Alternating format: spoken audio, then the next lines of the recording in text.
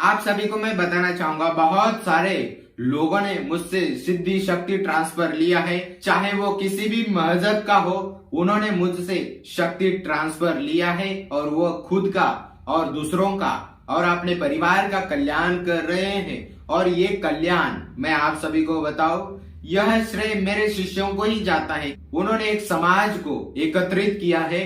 तो इस कलयुग में क्या है कि कलयुग केवल नाम आधारा, जगत सुमेर सुमर नर उतर ही पारा।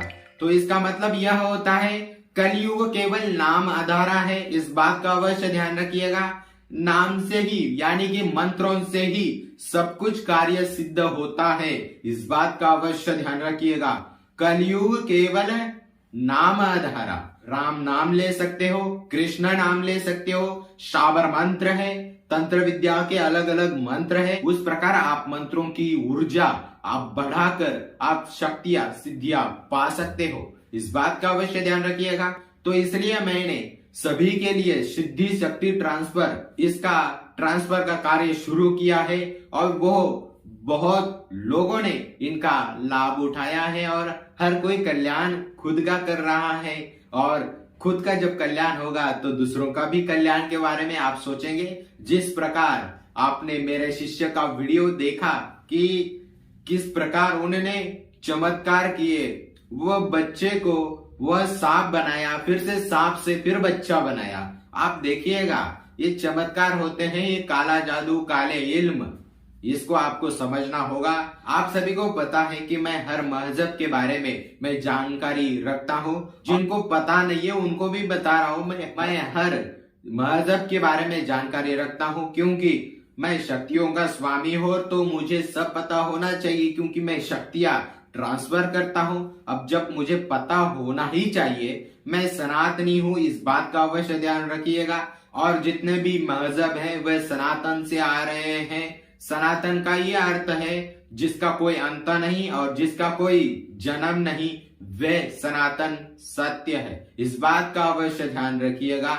आपको समझना होगा, जिसका कोई जन्म नहीं, जिसका कोई अंत नहीं, तो वह सनातन है। क्योंकि मैं आप सभी को बताऊं, हम सब मनुष्य है। अब मनुष्य है तो कुछ लोगों ने किसी कार्य की वजह से, अलग अलग किसी का कार्य होता है, अलग अलग लोगों के विचार होते हैं, तो विचारों के माध्यम से इन्होंने अलग अलग मजहब बनाए। तुम अलग अलग काम करोगे, हिंदू अलग अलग कार्य करेगा, मुस्लिम अलग अलग कार्य करेगा, क्रिश्चियन, ईसाई, ये ऐसे तरीके से जो है मैं आप सभी को बताऊं, ये अलग अलग कार्य करते हैं जो कि उनको बांटा गया है। अब शक्तियां कैसे काम करती है मैं थोड़ा आपको बताऊं। जो आप मुझसे शक्तियां सिद्धियां ट्रांसफर लेते हैं, तो यह शक्तियां कैसे काम करती है, इस बात को आपको समझना होगा। देखिएगा, जैसे कि कोई नौकर होता है और नौकर के ऊपर कौन होता है, उसका मालिक होता है। जैसे कि आप में से ही कुछ लोग किसी के नीचे काम करते होंगे। अब जब आप किसी के नीचे काम करते हो तो आपका मालिक भी एक होगा, मालिक है आपका।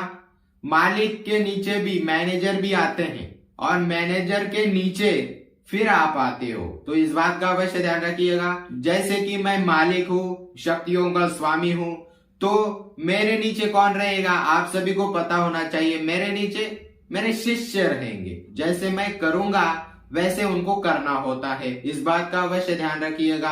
आप सभी को मैं बताना चाहूंगा, ये गुरु शिष्य है, वो नौकर और मालिक है, उनमें कोई अंतर नहीं है। उसी प्रकार आप क्या करोगे, फिर आप मैनेजर हो गए, मैं आपका मालिक, आप उस शक्ति के मैनेजर, आप उस शक्ति से कार्य करवा सकते हैं। इस बात का अवश्य ध्यान रखिएगा। आप उस शक्ति से कार्य करवाएंगे, जो कि आप बोलते हो ना, आप नौकर आपकी भाषा में।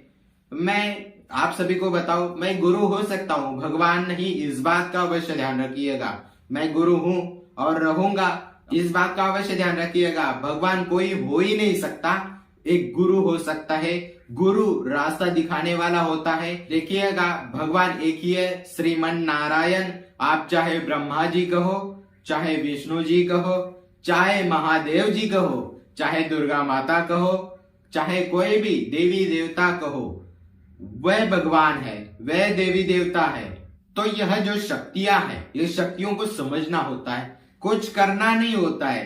देखिएगा कुछ सामग्री भी नहीं लगती। मैं हर समाज के शक्तियों को मैं बुला सकता हूँ, उनसे बात भी कर सकता हूँ और कार्य भी करवा सकता हूँ। जैसे कि मैं उनको शक्ति ट्रांसफर, मैं स्वयं के लिए कुछ नहीं करता, इस बात का अवश्य ध्यान रखिएगा। क्योंकि एक गुरु होता है वो स्वयं के लिए कुछ नहीं करता है, क्योंकि शक्तियां उसकी काम नहीं आती, इस बात का अवश्य ध्यान रखिएगा। शक्तियां अगर कोई जानबूझ के किसी की बुराई कर रहा है, किसी गुरु की बुराई कर रहा है, तो उस व्यक्ति को वो शक्तियां छोड़ती नहीं है, क्योंकि उनको पता है, उन शक्तियों को पता होता है ये दुष्ट व्यक्ति इस गुरु के पीछे पड़ा हुआ है, हाथ धोकर पीछे पड़ा हुआ है, तो वह शक्ति क्या करती है, उसके ऊपर अटैक कर देती है। वो शक्तियों का मालिक बोलने से ही पहले वह शक्ति अटैक कर देती है उसके ऊपर। तो इसलिए मैं बताना चाहूंगा, किसी भी व्यक्ति के, किसी भी गुरु के ऊपर, महाराजाओं के ऊपर, चाहे कोई वो भागवत कथावाचक हो, चाहे वो तांत्रिक हो, चाहे वो महाराज हो, तो उनके ऊपर कभी भी पंगा नहीं लेना चाहिए, इस बात का अवश्य ध्यान रखिएगा। उनके पीछे बहुत सारे तांत्रिक लोग भी होते हैं और साथ ही उनके पीछे भी तंत्र मंत्र सब चलता है, और इसके साथ ही ये परंपरा है। मैंने पहले के वीडियो में भी बताया गया है, आप पिछले वीडियो जाके आप देखेंगे तो आपको पता चलेगा। वीडियो आपको हर रोज देखना होता है तो आप समझिएगा, क्योंकि किसी भी महाराज से, किसी भी तांत्रिक से, किसी भी भागवत कथा वाचक से कभी भी उलझना नहीं चाहिए, क्योंकि विनाश उनका नहीं होगा, वो तो तुम्हारा होगा, जो जिसके ऊपर षड्यंत्र रचता है। एक कहावत है, जो दूसरों के लिए खड्डा खोदता है वह खुद ही उसमें गिर जाता है। तो ऐसा ना करें, क्योंकि दूसरों के लिए गड्ढा खोदोगे तो खुद ही उसमें फंस जाओगे, क्योंकि महाराजाओं की, कथावाचकों की पावर वह ज्यादा होती है। व्यक्ति कोई भी हो, कैसा भी हो, उससे कोई फर्क नहीं पड़ता, क्योंकि सारी दुनिया, क्योंकि मैं आप सभी को बताऊं, नेता लोग हैं वह महाराजाओं की और तांत्रिकों की वह मदद लेते हैं, इस बात का अवश्य ध्यान रखिएगा। हाँ, नेताओं के लिए ही नहीं, हर व्यक्ति के लिए है, इस बात का अवश्य ध्यान रखिएगा आप सभी। अब मैं आप सभी को बताऊं शक्ति ट्रांसफर। अब शक्ति कैसे ट्रांसफर होती है तो मैंने हर वीडियो में तो बताया ही है, और आगे भी मैं बताऊंगा। मेरे शिष्य और उनके अनुभव आपने देखे ही है, आपको अच्छे भी लगे हैं, लाइक भी किया है, शेयर भी किया है, तो मैं आप सभी को बताऊं बहुत अच्छे तरीके से आप कार्य कर रहे हो। शक्ति ट्रांसफर का यह मतलब होता है कि मेरी जो सिद्धियां हैं, जो मैंने सिद्धियां किया है, उन सिद्धियों की शक्ति, जो मुझे शक्तियां प्राप्त है, वह शक्ति मैं आपको दूं और आप खुद दूसरों का कल्याण करें और स्वयं का भी